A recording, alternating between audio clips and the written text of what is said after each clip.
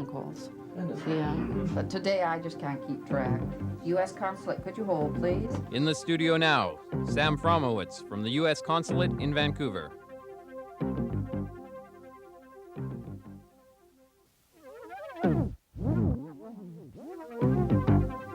Gating in our prisons. The rearrest of potentially dangerous criminals has As I used to be. No, I backed off a bit.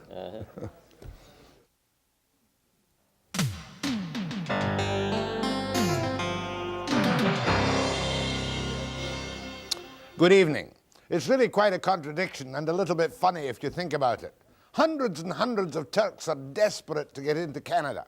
Thousands and thousands of Canadians, it would seem, are desperate to get out of Canada and into the United States.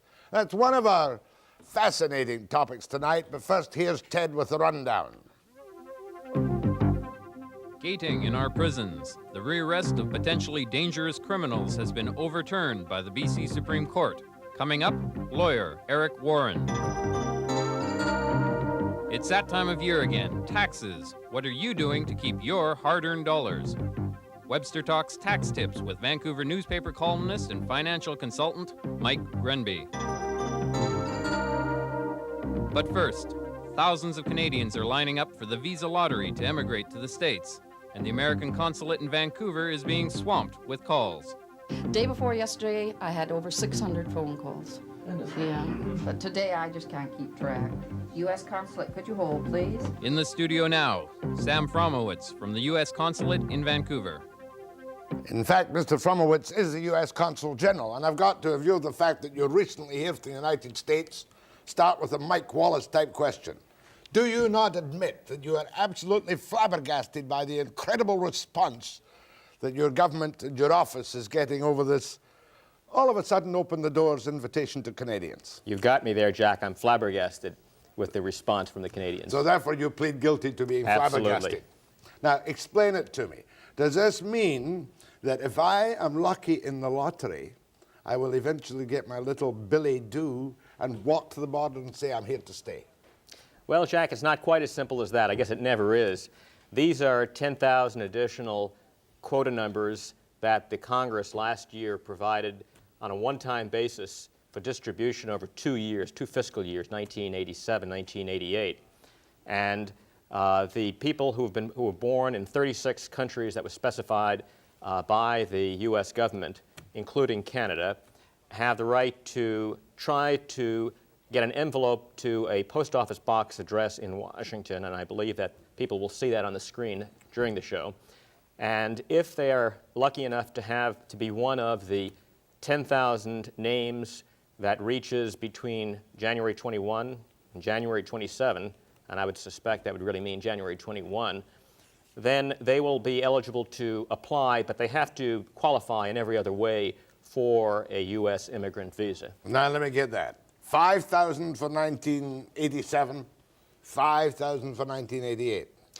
Is that correct? That's correct, but there will only be one selection. In other words, there will not be two such procedures that we're going through now. January 21 to 27, the 10,000 numbers for the 2 years will be chosen at one time. Now, of these 10,000 numbers, does that mean that these 10,000 people will automatically get an entry? Or if a number of them, we'll say 4,000 are not otherwise qualified, will you call for more or take more envelopes off the pile? I'm sure there'll still be some envelopes on the pile, and those 10,000 numbers will be used. Now, roughly speaking, though, what are the kinds of qualifications if an old guy like me, for instance, living on a pension? You don't want me as an immigrant to the United States, do you, technically speaking? Well, perhaps the best way I can answer that, Jack, without getting too personal, is to... Please don't get too personal. I have not had a very good day today. Okay, that's two of us then.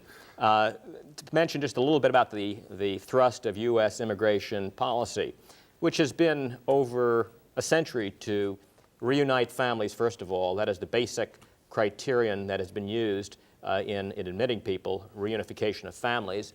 And the other basic criterion is to admit people to fill jobs which are in short supply in the United States. Now, there are 6 preferences under the 6 preference categories, 2 of which relate to people filling jobs in the United States, 4 of which have to do with a relationship with either a U.S. citizen relative in the United States or in certain cases an alien resident relative in the United States. Will that be an advantage, therefore? If I have relatives in the United States, that's an automatic, if everything's okay, plus for me, is it? Absolutely. In other words, if you were to have a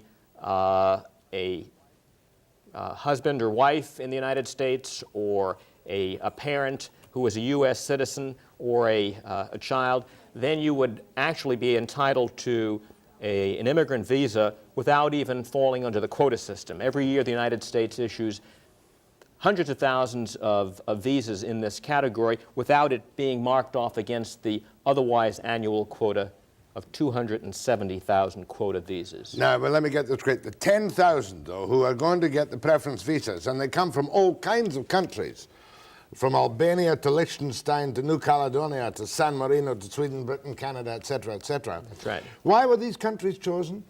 Well, in 1965, the United States drastically reformed its immigration laws, and it had various effects. I don't want to go into all the ramifications of it, but one of the effects was to reduce the availability for a number of countries that in the past, the long past, had been able to have people emigrate with very little difficulty. There was no quota pressure. And Congress decided, and this was only one amendment out of many in this law last year, Congress decided on a one-shot basis to provide 10,000 numbers to the countries which had been adversely impacted by that 1965 law. Really, it's a question of balance and fairness, is it not? It was an attempt to reestablish some equity in this. In other words, it's been difficult to get in, more difficult perhaps to get in from these countries which are now eligible for these non-preference visa than other countries for which the doors were opened a little bit wider. Well, I would put it this way, that in relative terms it became more difficult for these countries compared to the pre-1965 situation. Mind you, I can't imagine. How many countries did you say? 35 other countries? 36, I believe. 35 plus Canada, yes. You might get, let's guess at it. Let's have a little guess. How many applications do you think you will get worldwide? 2, 3, 4 million? Well, I don't know. It's like guessing jelly beans in the jar. But in Canada, just to give you an example, just from Vancouver, we have had approximately 2,000 inquiries just this week on the phone, and approximately 3,000 people have come by physically to pick up a fact sheet on how this 10,000 non-preference visa works. Question for people who are not in Vancouver and in one of the major centers. I noticed people on the television were getting forms which they filled in to send. If I am not in easy access to your office or any other U.S. consulate, can I write a simple letter? Yes, it would still be good to get the fact sheet, and if you will send to the consulate a stamped, self-addressed envelope, we will send out the fact sheet so that you will have, wherever you are, the Kootenays or wherever, the same fact sheet that we're handing out in Vancouver. January 21, in other words, you've got to mail it, not to arrive on January 21. You can't estimate that, can you? Well, what's going to happen, Jack, is on January 21st, people are going to sort through the mail that came in that post office box number, and I suspect that there will be more than 10,000 that first day. So if your letter arrives on January 22nd, theoretically you're still eligible because you're within that 7-day period. But if in fact 10,000 plus letters have arrived on January 21, yours is not going to be one of the lucky ones. The envelopes will be registered in strict chronological order on a first-come, first-served basis in accordance with the processing procedures, right? That's what it says, Jack. Back to the qualification again. Now, I understand from what you said just now that I may well have other qualifications which would let me into the United States, a parent or a child or some filial connection. All 10,000 of the non-preference immigrant visas, they're for people without relatives, are they? That's the point. In other words, in the past, if you didn't have the relationship in the United States with a citizen, or if you didn't have the type of job qualification or job offer, you can go down on this without any type of special preference or relationship. And for instance, you don't suppose you're able to tell me if there is an age desirability which would make it easier for you to get the one No. of the 10,000? No, there's I mean, if you're absolutely 25 or whatever, there's no age discrimination Not as at all. such on the face of it. That's right. That's correct. But you will pick, will you not, the 10,000 non-preference immigrants who will perhaps best be fit to become U.S. citizens in due course? No, I would not put it that way. It would simply be that of the 10,000 who first get their envelopes in, their letters in, we will simply judge whether they are eligible according to a series of qualifications,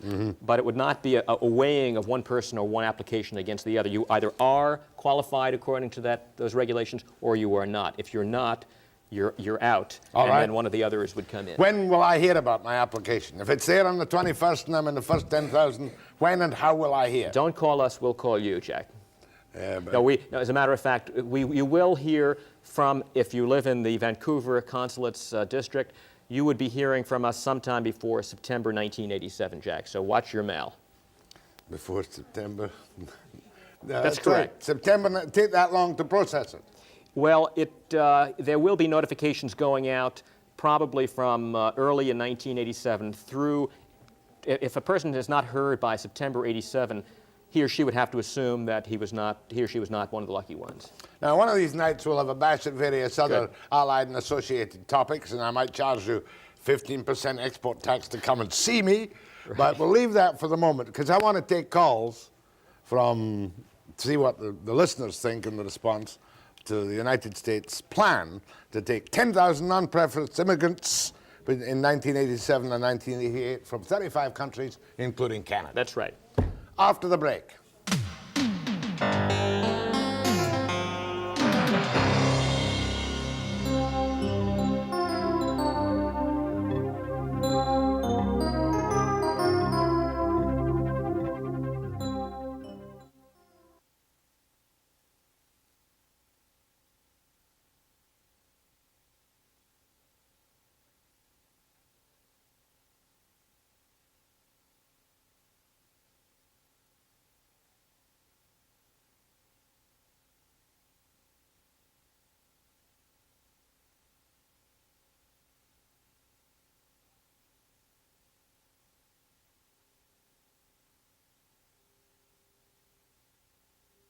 Speak to Arthur Griffiths for sure.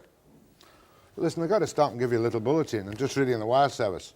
Los Angeles coach Pat Quinn, this is an across-the-border interest, has been expelled from the National Hockey League for signing a contract to become general manager of the Vancouver Canucks and accepting money from the Canucks while coaching the Los Angeles Kings. John Ziegler, the league president, announced Friday. Quinn's expulsion is effective immediately. You'll hear more about that in the 6 o'clock news. Telephone calls to Sam Fromowitz, the U.S. Consul General, on the visas. Go ahead, please. Yes, Jack. We were just talking about this today in the store, and what I'm curious about is we're up in Dease Lake here, and it takes 2 weeks for mail to get down to Vancouver, let alone 2 weeks for it to get back up here. So what do we do if somebody from Dease Lake wanted to get involved? Well, maybe I can be of some help then on this program, if I may, Jack. Why don't I quickly go over what you would have to do, since you would have a problem in getting the information sheet. First of all, the address, which has been on the screen, is NP-5, Post Office Box 96097, Washington, D.C. 20090-6097. And you should state in the letter, which should be typed or legibly written, that you're interested in the non-preference immigrant visa, NP5. You should give your name, your surname, first name, middle name in that order, and underline your surname. You should give your place of birth. This is very important. City, province, and country, again in that order. City, province, and country, underlining the country, please. You should also give your date of birth, day, month, year, in that order. You might also give some information about your immediate family, your spouse, and whether your spouse wishes to emigrate as well. And then also give information for each unmarried child under 21 years of age, if they would be accompanying you.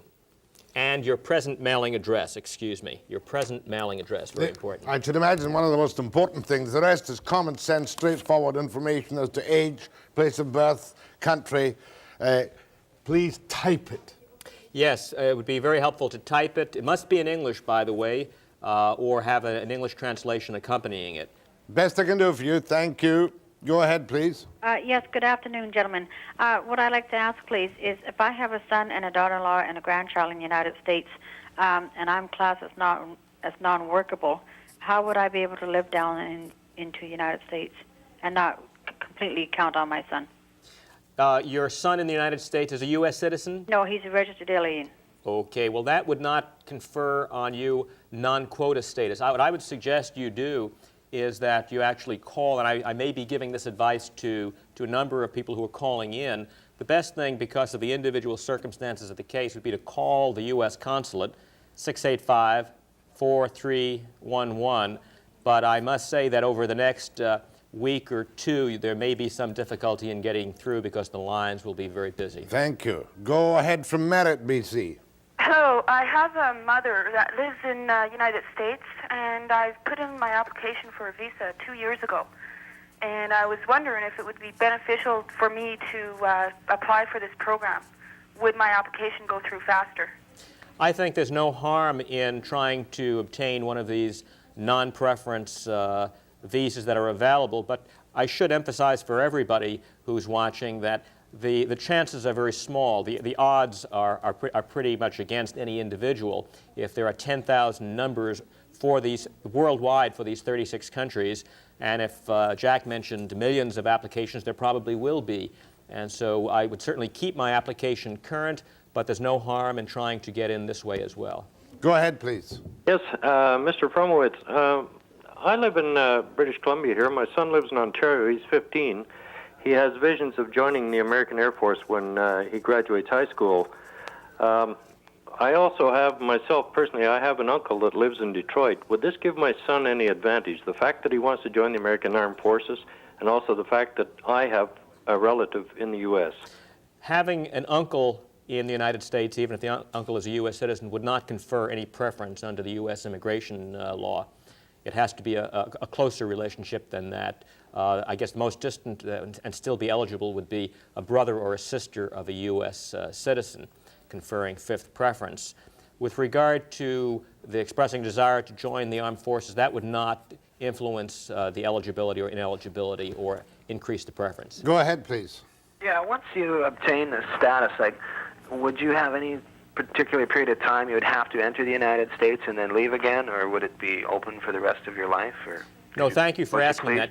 Thank you for asking that question. Under this program, a person who was picked as one of the 10,000 would have to emigrate to the United States by the end of January 1989. Thank you. Go ahead, please. Yes, I'll hang up after I ask this question. All my children are self-supporting. The wife and I are senior citizens. We're unemployed, and our incomes are up into 20,000. How would we stand if we do apply for citizenship, say down to go to live permanently to say Phoenix?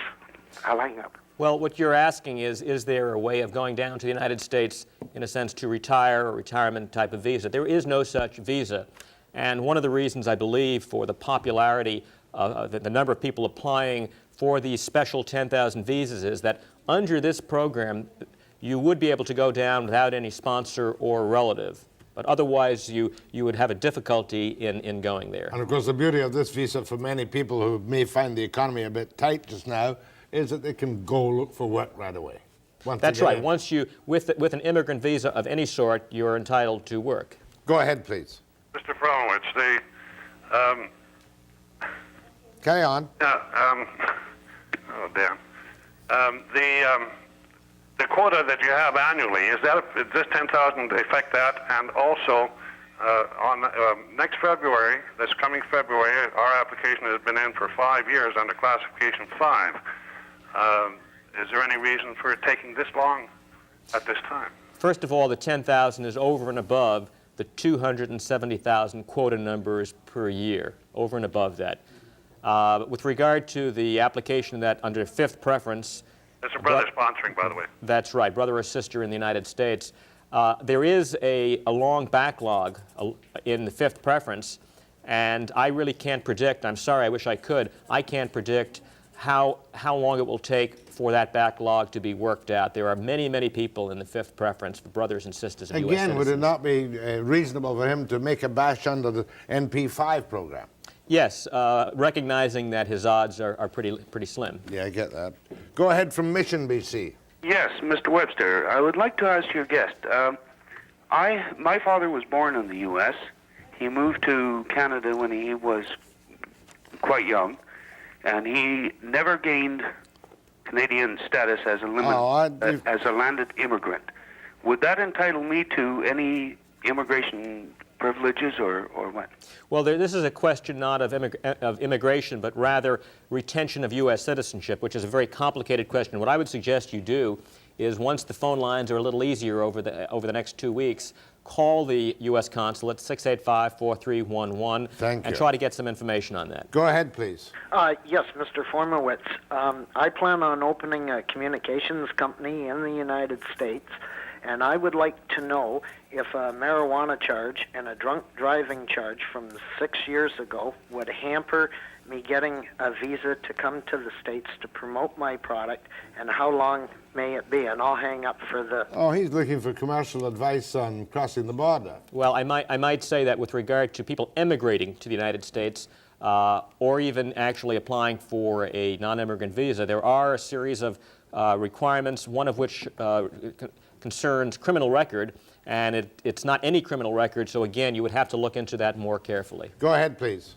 Okay. You mentioned earlier that due to the backlog on fifth preference, you couldn't give any more answers, but the ones that are going to be going through on NP5, you seem to indicate that they will be immigrating within the next 2 years. Why is that?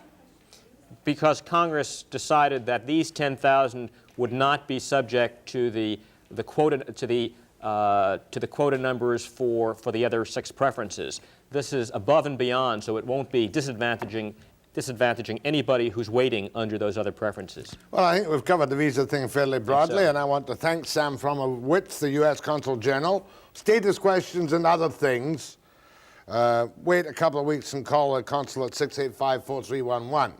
When it comes to NP5, you've been given good advice. Oh, there it is up there. NP5, P.O. Box so-and-so, such and such, and thereafter. Thank you very much, Mr. Fromowitz. Thank you, We'll see Jack. you again on this program. I hope so. And I shall be back after the break.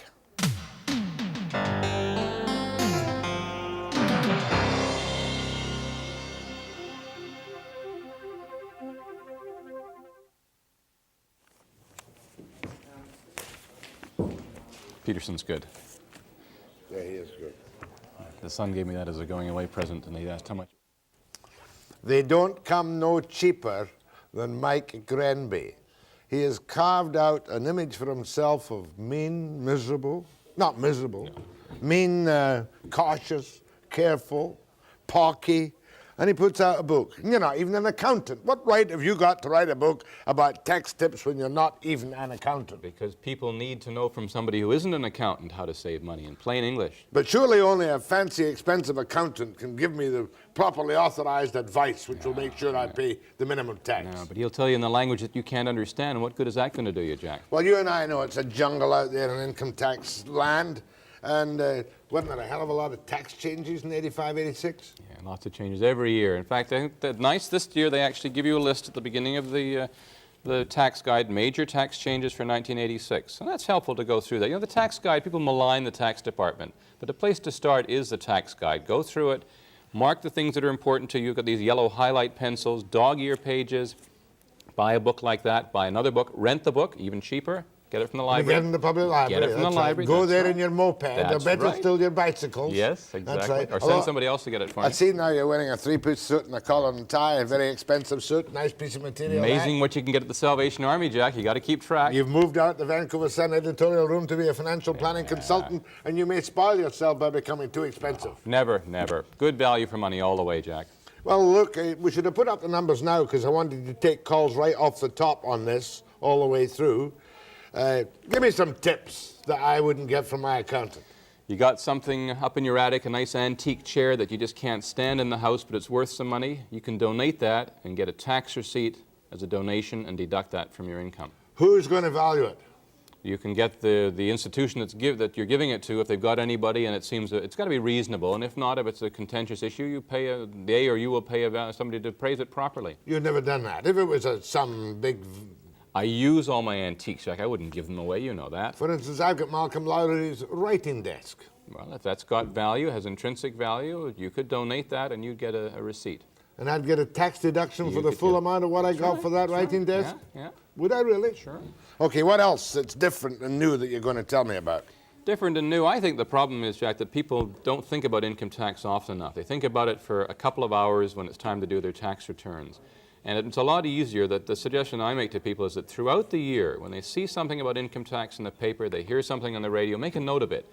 They are the chartered accountants, and you mentioned them. You know, they do an excellent job. They've got lots of free tax tips books. You can phone a major chartered accountant firm. They'll send you a tax tips book for free. You needn't even buy one. But the kind of tip that I want this year, or many people want in British Columbia, is that I got a miserable $70 a week strike pay during the long IWA strike. Do I have to declare that as income in my hand for the purpose of taxation? Not taxable. It's not taxable? Not taxable. Well, that's good. Yeah, they had a big fight with the guild at the Sun and Province over that one, but they won, so it's not taxable income. What if I'm on pay-as-you-go deductions by my firm and I think they're taking off too much? Do I have any right to reduce my tax flow to the tax department? Hate to be a spoilsport, Jack, but if you get a tax refund, that's a bad thing. It's nice psychologically, but it does not make sense financially. It means that you've been putting too much tax into the government's coffers over the year, and they're not going to pay you any interest in that till after April 30th. Typical example, you're paying alimony. You're making contributions to an RSP, you got a big tax loss for some reason. Anything that increases a refund, creates or increases a refund, you can get the tax department to give your company permission to withhold less tax from each paycheck. So instead of waiting for a year to get your refund, you get your refund on each paycheck. You mean I'm working for a firm, we'll say, and I go to them and I make my case. They don't have to check with the tax department. No, you have to go to the tax department first. You phone our local tax office in Vancouver or the toll-free number that's in the tax guide. They have a special form which they've developed out here. They'll send it to you, you fill in the facts, you send it back, and they then give your employer permission to withhold less tax. I see that one of your tips is shifting income to lower tax bracket family members. Surely that only applies to spouses. No, also to children if you've got the family allowance payment. Go for the simple stuff. The idea is to do the things that take the least amount of effort, save you the most tax. You put the family allowance check into an account in the child's name. The interest that money earns and builds up over the years, 10, 15, 18 years, that interest belongs to the child. Now, the family allowance payments are still taxable in the hands of the parent that claims the child. I'm talking here about the money the family allowance earns. And you can buy Canada savings bonds, term deposits, go into the stock market, whatever. And that income belongs to the child. You're moving income into the child's hand. 2 or 3 children, 15 years, that's a lot of money. That's a properly trained family. They have kids, they've got enough money to put the family allowance checks into separate accounts for the children. They can avoid payment on all the interest that earns. The children, it becomes the children's money. And the other one is a spousal RRSP. This is Registered Retirement Savings Plan season. Typical example of one spouse who works, the other spouse who doesn't or earns a lot less. The higher income spouse puts money into the lower income's RRSP, the lower income spouse's plan, and when the money comes out, they're at a more equal level of income. Supposing I'm claiming tuition fees and I'm working full time, can I get away with that? In other words, say I'm doing a degree at night time or part time or some qualification. Can I deduct my tuition fees even though I'm working full time? Any tuition fees over $100 from the same institution, hang on to those receipts, they are deductible. Now, what about financial planning? Because people nowadays have got more in the terms of overall assets than they ever had before. Those lucky ones still working. Does the ordinary person need a financial planner? It depends on the degree of need. You need some kind of financial help if you've got too much debt, for example, and you're not handling the debt well, or your income, your savings are not increasing. You have trouble talking to your spouse about money. You could do with financial planning. It's a very, very broad topic. It just doesn't mean buying mutual funds. It doesn't mean saving income tax. You know, it means managing your money better, feeling more comfortable about your money. It means looking for tax shelters that go sour. Yeah, it means avoiding tax shelters that go sour. Do you say avoid all tax shelters? Talk to Pat Carney. He used to work at the Sun, as you know. I said, what's the worst financial move you ever made? She put money into an oil and gas shelter that went dry. She put it into a MURB, multiple unit residential building that went bankrupt. She said the lawyer made money, the accountant made money, and she lost. It's never touched them since. Calls to Mike Grenby now on tax tips after the break.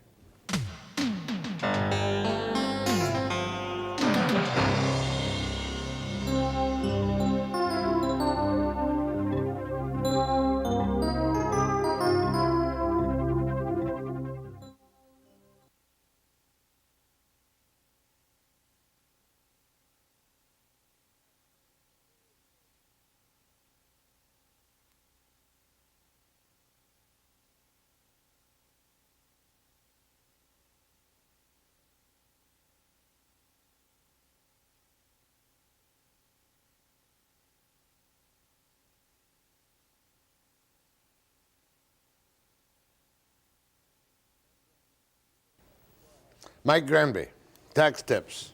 Go ahead. Yes, can you borrow money from your RRSP and repay the money within the same year without any tax repercussions? That's a sneaky one. You really, if you take it, when you say borrow money from the RRSP, you can't technically take the money out and then put it back in. The only way you can do it is find an institution which will allow you to use the RRSP as collateral for a loan. So you then borrow the money and then you put it back in. But there's an awful lot of paperwork, because when you borrow the money against the RSP, you put up the RSP as collateral for the loan. The RSP is collapsed in effect, and all the money is taxed in your hands. And so you have to complete the transaction, as you say, before the end of the year. But I don't know offhand of any financial institution that will do it. It's a real pain in the, But thank you very much. Okay. Thank you. That's a good answer to a very complicated question. Go ahead, please. Hello, Jack. Hello, Jack. Yes, yes. Hello, Mike. How are you there? Hi. My question is this, Jack. I moved from Quebec to BC in early February of last year. When I was living in Quebec, I had a duplex. I owned one half and rented the other. Am I liable for provincial income tax Quebec-wise? You're liable for tax in the province in which you lived at year end, and that's on the very beginning of the first page on the tax return. In other words, if I have some property in Ontario, for example, but lived in Quebec, lived in BC, I would pay BC tax on the revenue I made in Ontario. That's correct. Thank you. Go ahead, please. From where? Kelowna. Kelowna. Yes, I have two questions. One, I'm a teacher. My husband works for the hospital. We have childcare expenses, which we know we can claim on income tax, and RSPs. Are there any other deductions that we can claim? Those are the main ones. When you both are employed, there aren't too many extra deductions. You don't have any self-employed sidelines that you do any self-employed work, do you? No. No, those, I would say, from what you've told me, are the two main ones that you can claim. Hey. Go ahead, please. Hello. I'm leaving the country late this summer and traveling until, late 1988. And I'm wondering, number one, what do I do come income tax time? And number two, is there anything I can do with the money I've made so far this year to maybe average out what I've made, or... Well, the money you will have made so far this year, that will be your income for the year. I presume you're not ceasing to be a resident, you're just going to travel for a year. Yes, that's right. So in effect, you will have only half a year's income to declare this year, and only half a year's income to declare next year. What I would suggest, if you haven't already done so, is to put a maximum contribution into your RRSP for last year for 86. You could then withdraw some of that money, or as much as you like, in 1987 or in 88, because those will be 2 years when your income is down. So you'll pay back less tax when you take out the money than you saved when you put it in. So that's one possible approach. But what about come April when I'm on the other side of the world, when Canada wants my income tax done? You'll have to make arrangements with somebody you've left here who has the information to file the return for you. Do not file late, because you're subject to a 5% penalty on the amount you owe if you do file late. And if you've got a refund coming, you obviously want the money to come back as soon as possible, because they don't start to pay you interest until you file your return. Thank you. How much can she put into an RRSP this year? If she belonged to a registered pension plan, the maximum is 20% of her earned income, a maximum of $3,500 minus any money she put into the pension plan. Well, we'll say it was $3,500, and you were saying if you had that money spare at the moment, put it into your pension plan. When you come back next year and have no income, you could take your RRSP, take that out, and it would be tax-free because you didn't have a decent taxable income. Well, it wouldn't be tax-free. Let's say you put it in for last year, Jack, and you put in $3,000 and you save $1,000 in tax, okay? Next year you take it out again, because let's say next year you only have half a year's income. You take that $3,000 back out, you may well pay back only $500 in tax, because she's worked half the year, okay? But she saved $1,000 when it went in. She only had to pay back $500 when it came out. $500 profit right there. Go ahead, please. Yes. Good evening, gentlemen. Good evening. I'd appreciate your comments, Mr. Grenby, on the practice of using borrowed funds to invest in possibly mutual funds or any other investment, and the tax implications therein. Okay, that's a good one, and a lot of mutual fund salesmen for a while, in fact, so many mutual fund salesmen are recommending that you leverage, which is what you're doing. It means you borrow, say, 90% of the money that you're going to invest, or even 100% into a mutual fund. And then you hope the mutual fund is going to go up, because if it goes up, obviously you've made a lot of money for a very small investment. You put up, say, put up $100 and you borrow $900 and you're investing $1,000, and that goes up, a little bit. You've made a lot of profit on your $100. The risk is it can also go down. And it got to the point that so many people were recommending this in the industry, because when the market was going up, it was great business. In Ontario, they're now required to give a form to the person who's buying the mutual fund so they understand what's happening if you borrow, what the risks are in case the market goes down, because you lose big just as well as you can win big. So do it if you have to, but be really aware of the risks. What happens if you go down and you're wiped out? Can you afford the loss? Is there a requirement in BC for mutual fund salesmen to do the same? No. Should there be? I think so. It should be, and I think the Institute of the Mutual Fund Institute, investment funds, is trying to make this more of a pattern, but it's not a law in BC yet. Go ahead, please.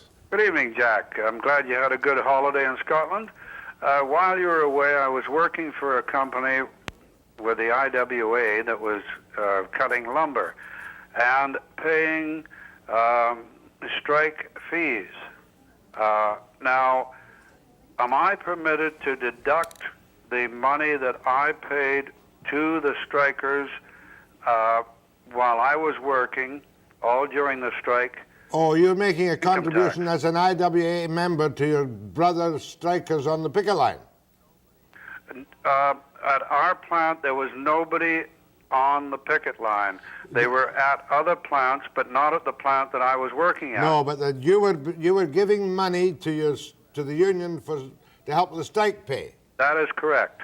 Can he deduct that for income tax purposes? I'm not sure on that one. If it's considered as a union due and they've increased the union dues to get more money in the fund, then it would be. If the union gives you a receipt and it's tax deductible, then I would say sure. And in any case, it's always worth trying. You should be aggressive in your tax planning. Don't spend your refund. Offhand, I would say no, that's not deductible, because you just told me the strike monies received are not taxable. Yeah, but they're also, when you put money, this is where the anomaly comes in. When I worked for the Sun and I was putting money into my union, the union dues, they were deductible. Yeah. When I went on strike, which we did for months and months, as you remember, and I got that money back, I didn't pay tax on it. And this is why this was challenged, because technically, as you say, if you get the deduction when the money goes in, you should pay a tax on the benefit when it comes out. And the strike pay is one of those unusual cases. So you say if you have documentation for it, you might as well claim it. If you got a receipt, the strike fund for the benefit of the other people. If you can get a receipt, I'd be aggressive and I would deduct it, yes. Go ahead, please. Hello. Good evening, gentlemen. If you paid out we paid out $6,000 in the last year for a daughter to go to taking a course in legal secretary, and now they say that we cannot claim that $6,000. That she has to claim it on her income tax. Well, she's only worked 4 months. Yeah. Can we leave that claim for next year? No, I'm afraid not. They are correct that it's only the student who may deduct the tuition fees. For certain qualifying institutions, there could be an education deduction of $50 a month, and that can be transferred to anybody who is supporting the student. But as far as the tuition fees themselves go, only the student may deduct them, and if the student doesn't have enough income, it does sort of waste them. The only case is that tuition fees can reduce a student's income to the point where the parent can then often claim the student as a child again. Let me ask you, how long was the course that cost $6,000? It's a year at MIT in New Westminster. Thank you very much, ma'am. Go ahead from Tumbler Ridge. Yeah, I'd like to know if there's any way I could put off paying income tax until the end of the year. That's a good one.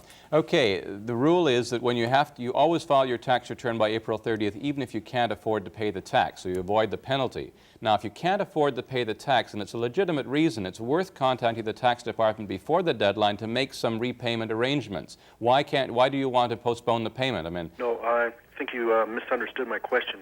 Like every check, they deduct so much income tax. Right. Rather than having them do that, I'd like to have it all taken off at the end of the year. Yeah, no, the law says the tax has to be withheld as you go. If you're self-employed and you don't have tax withheld and don't pay on a quarterly basis, they simply charge you interest. Yeah. But if you're an employee, they have to withhold tax. Okay. And one other question. I've heard there's supposed to be a new tax coming in for people in the north. No, subsidy. Yeah, they've postponed that. That one has been, luckily, it should have come in a couple of years ago, the tax on the northern benefits and allowances, but that's been held off for the time being. Well, my thanks to Mike Grenby. He was as bright as I knew he would be, of the James E. Rogers Group Limited, the inimitable Grenby. Much obliged, Mike. Next, we'll look at gating the prisons after the break.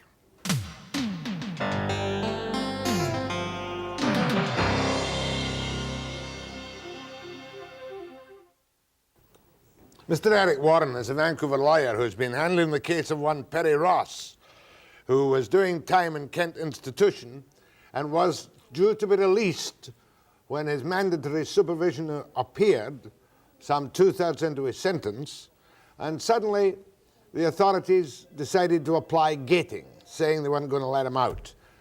Have I got the nub of it correctly? Yes. I don't believe they like the word gating, but it's the term that is used. So when did you learn that your client, or your Perry Ross, was not going to be let out, and what action did you take? Okay, the first thing you learn is that they're going to have a hearing. Even now, most people are let out on mandatory supervision, but the penitentiary service, or the commissioner of penitentiaries, will review cases and will recommend certain cases be brought before the National Parole Board to decide whether they should be released on mandatory because they have concerns. The concerns that they're supposed to have before they can recommend is about the person's likelihood to commit violent offenses. Then the parole board has a hearing to decide exactly that. They can decide, as far as I understand it, only three things: either to release him normally on mandatory, to detain him completely to the end of his sentence, or to release him in what is called one-shot mandatory to a type of halfway house. Now, your man was planning to be released, I think, on mandatory, correct? Yes, within a day or two of the actual time we were having the hearing. And what were the reasons they decided not to release him? They made a finding that there was a likelihood that he would commit a crime of violence if released. In other words, putting it very bluntly, would that be the prison or the parole board who made that finding? The National Parole Board made that finding. National Parole Board made a finding that in the case of Perry Ross, while he was entitled on the face of it to release after 2/3 of his sentence, should not be allowed out because he might be a danger or a threat to some individual. Exactly. And that's a strong, would be a danger, didn't mean, was that danger or a threat to some individual? Those aren't the exact words of the statute, but that's basically the gist basically of what it said. Now, that would seem to me, an ordinary layman, a reasonable thing when the prison authorities say, well, Webster's due for his release, but we're not quite sure about him. He might bop somebody on the head. On what basis did you beat the prison authorities? Okay. First of all, we didn't challenge the right of the government to pass a law making that possible. What we challenged was the way it was done. The court, Mr. Justice Meredith, when he made the ruling, didn't say that given a fair hearing, that a finding that a person was dangerous, resulting in him or her having to stay to the balance of their sentence, was unconstitutional. What he said was that these particular hearings are held in such a way, using such rules, that they are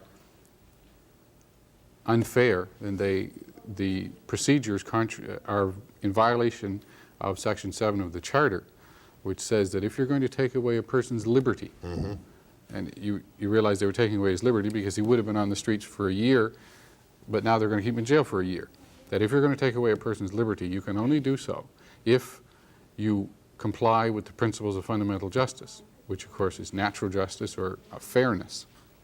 And he said that the rules that the government employed here resulted in a possibly unfair hearing. In other words, the board may find an inmate guilty in effect at this hearing of threatening or planning an offence on information that the convict, the accused, has no chance to face, to test. There are various arguments we presented to the court as to why this was unfair and why it contravened the Charter.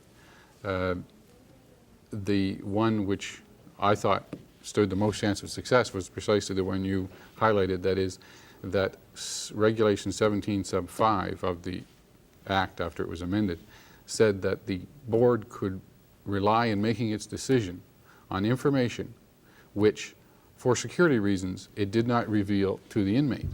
In other words, the inmate could be ordered to stay in jail for, in Mr. Ross's case, a year, but he didn't know why, or he had no right to find out why. In other words, it's conceivable that if at that time when he said, hey, I'm due out now, and they said, hey, we don't want you to go because we have information thus, such, and so, and what's your response to that? And if they'd had the proper hearing, they might have won their case.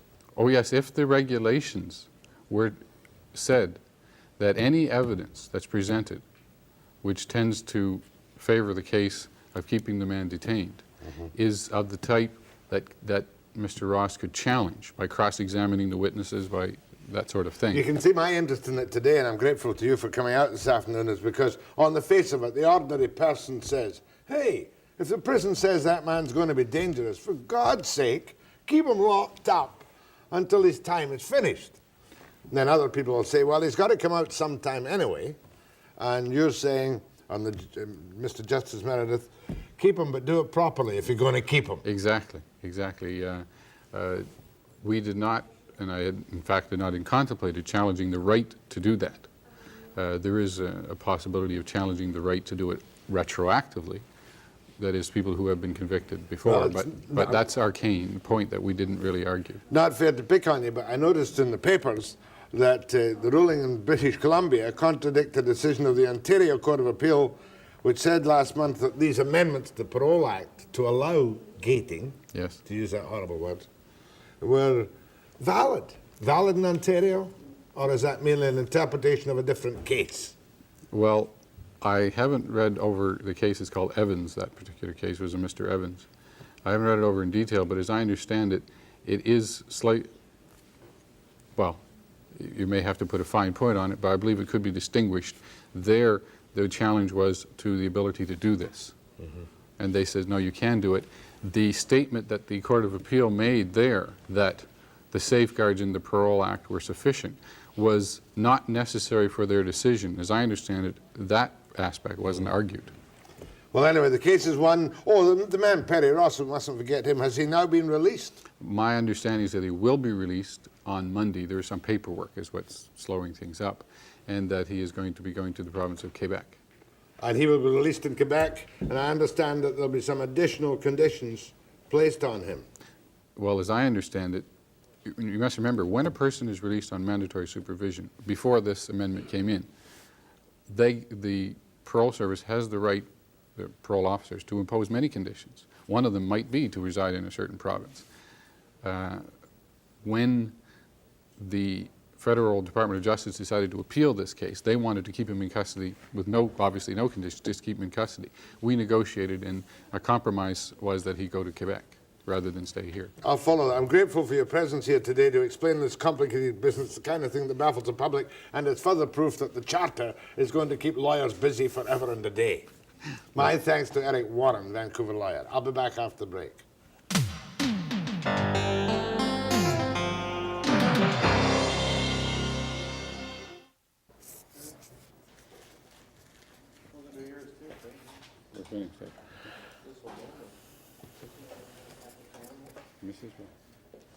Give me your phone number, will you? Well, I could talk to you off the air next week or something, but I can't talk to you at the moment. I'm in a commercial break.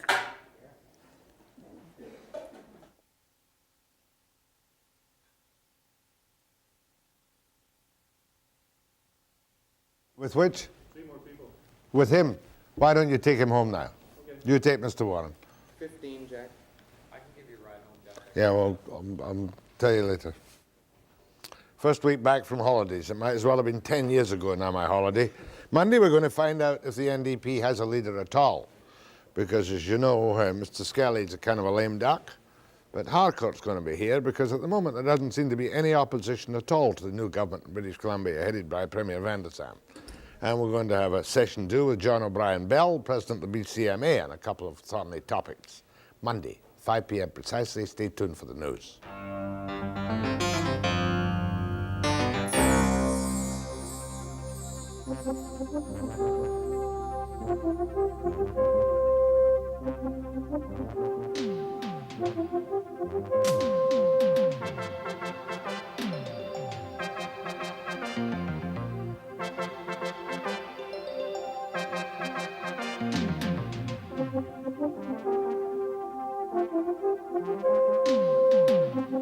you.